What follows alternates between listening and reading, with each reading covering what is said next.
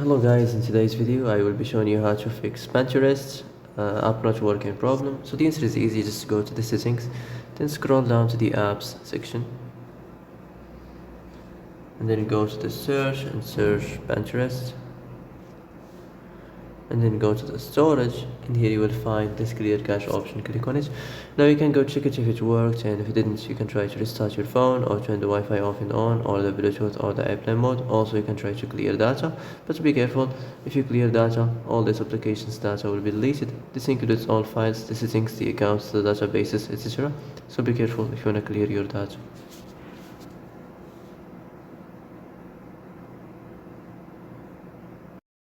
And that's it for today's video. I hope this is the answer you've been looking for. If you like this video, don't forget to like and subscribe, and see you in the next video.